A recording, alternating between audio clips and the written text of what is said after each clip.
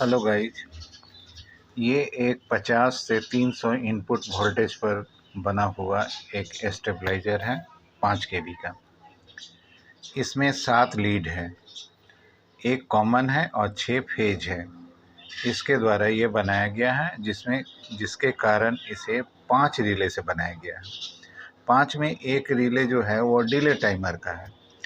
तो इसका वायरिंग आपको समझने के लिए मेरे पास एक डायग्राम हमने बनाया है। यहाँ देखने से शायद आपको समझ में ना आए कि कौन तार कहाँ लगा है, तो मैं आपको दिखा रहा हूँ। ये सेंसिंग ट्रांसफार्मर के द्वारा चलने वाला एक स्टेबलाइज़र है और यहाँ एक किट भी है जिसमें BD 139 की जगह आपको 880 लगा हुआ है, मगर ये ठीक से वर्क नहीं कर रहा है। कारण होता है कि कई सालों तक जब हम किसी एक सामान को यूज करते हैं तो उसके कंपोनेंट का वैल्यू ऊपर नीचे होने के कारण वो काम नहीं करता है। तो ऐसे में बेटर रिजल्ट के लिए आप सेंसिंग ट्रांसफार्मर और इस किट को बदल दीजिए।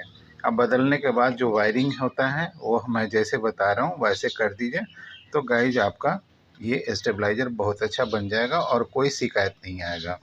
तो गाइस, सबसे पहले आप यहाँ देख लीजिए, ये आपको 5 रिले यहाँ दिखाई दे रहा है। अब इस 5 रिले में आपको ये समझना है कि ये रिले नंबर 1 2 3 4 5 जो हमने दिखा रहा है, ये 5 नंबर जो है ये डिले टाइमर का है, जो एनो से आपका आउटपुट निकलता है। तो इसके लिए एक अलग किट लगाई जाती है और ये ऑटोमेटिक के लिए चारों रिले को चलाने के लिए एक किट होती है। ये इस तरह का एक किट है जो 4 रिले के लिए 4 प्रीसेट के द्वारा हम चलाते हैं। तो सबसे पहला जो है ये रिले नंबर 1 है, ये 2 है, 3 है, ये 4 है। 4 आउटपुट रिले के लिए हम यूज करते हैं। अब बेटर रिजल्ट के लिए इसी किट में आप 1040 का एक कंडेंसर और आप अगर लगा देते हैं तो भविष्य में कभी भी खटखट की आवाज़ नहीं आएगी। तो ये भी एक ध्यान रखें, इस किट में थोड़ा सा चेंज कर दिए। ये किट ठीक है, बढ़िया है, लगाइएगा ठीक हो जाएगा, लेकिन साल 2 साल बाद एक खटखट की जो आवाज़ आएगी उसको ख़त्म करने के लिए आपको 1040 का एक कंडेंसर को आप माइक्रोफैराड का चेंज कर दीजिए। तो गाइज, आप यहाँ देखिए, रिले नंबर 1 में इनपुट हम दे रहे हैं जो डायरेक्ट आपको रॉकर से आएगा। तो यहाँ इनपुट एक देते हैं। अब इसका जो पोल है जिसे हम NC बोलते हैं, दूसरे का पोल से उसको क्रॉस करके जंपर मार देते हैं। फिर रिले नंबर 2 को रिले नंबर 3 में भी उसी तरीके से NC से पोल में एक जंपर मार देते हैं। अब क्या होता है कि यहाँ और यहाँ दोनों जगह एक एक पॉइंट खाली आपको मिलता है। अब ये 2 जंपर मारने के बाद आप इसको देख लीजिए कहाँ क्या लिखा हुआ है। तो यहाँ 5 नंबर दिया हुआ है, यानी 6 और 4 के बीच में 5 नंबर एक लीड होगा जो ट्रांसफार्मर से निकला हुआ, इसको हम यहाँ यूज करते हैं। और इसके बाद 3 नंबर को हम यूज करते हैं, उसके ठीक बगल में R2 में करते हैं, और बचा हुआ 1 और 2 को हम रिले नंबर 3 में यूज करते हैं। अब क्या है कि जैसे ही हम लाइन सबसे कम वोल्टेज में देंगे तो रिले नंबर आउटपुट रिले में 4 में आपका ये वोल्टेज पैदा होगा जो फेज 1 नंबर है, इसके थ्रू जो ट्रांसफार्मर से बनेगा वो यहाँ 6 पर मिलेगा। जैसे 240 होगा ये कट के 4 पर आ जाएगा। तो इस तरीके से हम आउटपुट वोल्टेज को प्राप्त करते हैं। तो गाइज, अब इसको हम वायरिंग तो हम आपको बता दिए, ये हो गया 220 की वायरिंग। अब इसके बाद हम इसमें किस तरीके से रिले को हम शॉर्ट करके बनाते हैं वो भी हम आपको दिखा रहे हैं। गाइज, ये नीचे में 12 वोल्ट से चलने वाला 25 एम्पियर का ये रिले का है। आप इसमें से किसी एक एक पॉइंट को सबको कॉमन पकड़ लीजिए। यहाँ से देखिए, हम ये कॉमन पकड़ रहे हैं, ये कॉमन हम यहाँ तक पकड़ लिए, ये कॉमन आपका हो गया।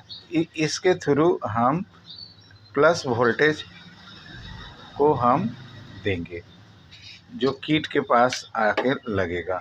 तो ये जो किट है इसमें यहाँ प्लस वोल्टेज आपका निकलता है, इसमें हम डायरेक्ट कॉमन को दे देते हैं। और इसके बाद ये हर जगह एक एक पॉइंट खाली आपको मिलता है जो कलेक्टर से वोल्टेज को आउटपुट करता है। तो सबसे पहले यहाँ पर हम रिले नंबर 4 को लगाते हैं इस जगह। इसके बाद रिले नंबर 3 को यहाँ लगाएंगे, रिले नंबर 2 को यहाँ लगाएंगे और रिले नंबर 1 को यहाँ लगाएंगे। सबसे पहले यहाँ से खेल होगा, इसके बाद जाकर इस जगह से खेल होगा, यानी 1-2 के पास से खेल होगा इससे, और तब जाकर फिर ये जब कंप्लीट हो जाएगा तब इससे होगा, यानी 3 से, और इसके बाद जाकर ये 2 नंबर रिले से होगा, फिर 1 नंबर रिले से होगा और यहाँ पर आकर ये अंत हो जाएगा। तो ये 50 से 300 वोल्ट का बना हुआ स्टेबलाइजर का कनेक्शन आपको बताएं। अब इसमें जो ये 15-0-15 का जो 2 कनेक्ट निकलेगा, एक ये समझिए ये कॉमन है, तो ये कॉमन, और इसका 12-0-12 का एक ठो का इसको कॉमन, एक तो इसे भी हम कॉमन बना लेंगे, 12-0 बनाने यानी 24 में से। तो ये कॉमन और इधर का कॉमन, ये दोनों को हम एक साथ जोड़ देंगे और इसको हम किट में कॉमन के रूप में इस जगह बीच में ये जो तीसरा बिंदु दिखाई दे रहा है इसमें यानी निगेटिव में हम इसको कर देंगे, क्योंकि ये निगेटिव ड्राइव से चलने वाला सेंसिंग किट है। अभी ये यहाँ कंप्लीट हो गया। अब ये 2 कनेक्शन यहाँ और 1 कनेक्शन यहाँ, तो इसका ये 2 जो निकल रहा 15-15 का, उसमें से एक ऊपर यहाँ मारिए और एक यहाँ मार दीजिए, और रह गया सेंसिंग ट्रांसफार्मर का एक ये वाला पोजीशन, तो इसको लेकर आप यहाँ मार दीजिए। आपकी सर्किट कंप्लीट हो गई। और इसके बाद आपके पास अगर छोटा स्टेबलाइजर है 0.25 का तो उससे सेट कर दीजिए, सबसे कम स्टेप डाउन करके 50 वोल्ट देके, और नहीं तो आपके पास वेरियर है तो वेरियर के थ्रू सेटिंग कीजिए। तो हम आपको सेट करके भी दिखा रहे हैं, ये आप किट को समझ लिए। अब आगे गाइज, अगर मेरा वीडियो अच्छा लगे तो आप इसे लाइक करना और सब्सक्राइब भी करना। सब्सक्राइब करने में पैसे नहीं लगते हैं, लेकिन एक जानकारी आपको मिल जाएगी बहुत अच्छी से, और वीडियो बनाने में काफ़ी मेहनत पड़ता है, उस मेहनत को ध्यान में रखते हुए ज़रूर सब्सक्राइब करें।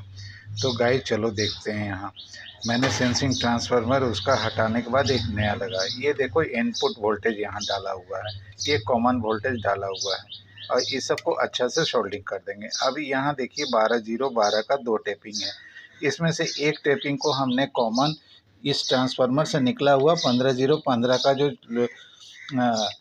सेकेंडरी ट्रांसफार्मर से निकला हुआ जो लो वोल्टेज है जिससे किट चलता है, उसका ये बीच वाला ब्लैक को हमने यहाँ जोड़ा, और यहाँ से एक निकाल कर हमने यहाँ किट में इस जगह जोड़ दिया कॉमन में। ये कॉमन में हो गया ड्राइव का।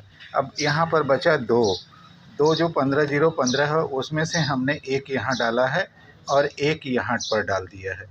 ये देखिए एक यहाँ डाला हुआ है, तो ये दोनों आपका 15-0-15 का तीनों वायरिंग ख़त्म हो गया। यहाँ पर बचा एक, इसको लेकर हमने फिर एक यहाँ पर डाल दिया, जिसके कारण ये गाइज मैंने इस स्टेबलाइज़र का सारा वायरिंग करके सेटिंग भी कर दिया है, और सेटिंग करने के बाद हम आपको अब लास्ट फाइनल हम दिखाना चाह रहे हैं कि कैसा वर्क कर रहा है। लेकिन बनाने से पहले हमने जो डायग्राम दिखाया था उसमें थोड़ी सी तब्दीली करनी पड़ी।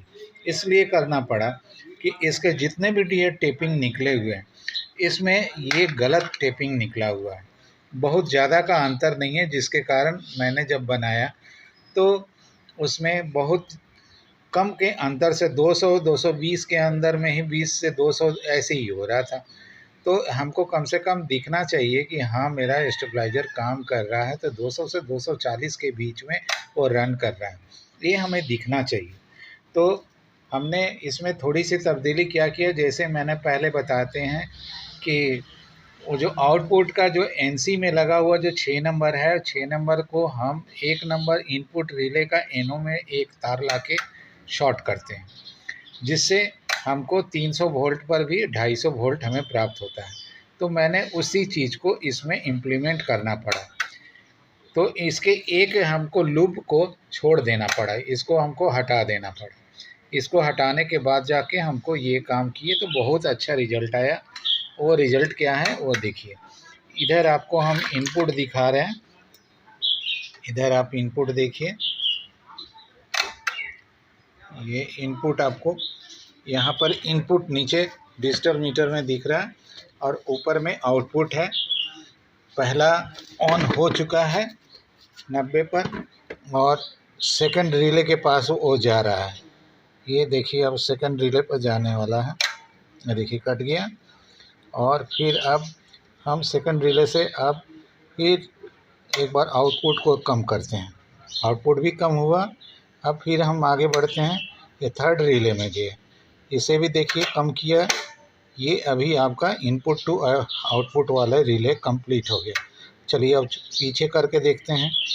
ये देखिए पीछे करने एकदम आपका 200 से 240 के बीच में ही रहेगा, कहीं भी आपको छोड़ेगा नहीं। ये देखिए यहाँ भी अच्छा आपको दे रहा है।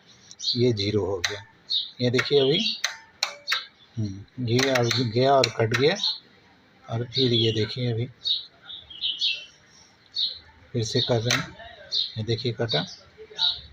इसके बाद फिर देखिए इस तरीके से ये आपका सेटिंग कंप्लीट हो जाएगा। ये अब आपका ये देखिए यहाँ 245 चला गया।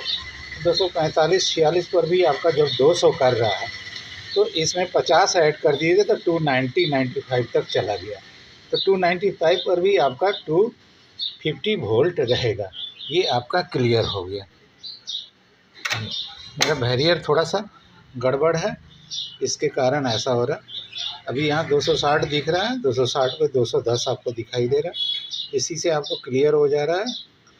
तो गाइज मेरे वीडियो को लाइक करना, शेयर करना और सब्सक्राइब भी करना।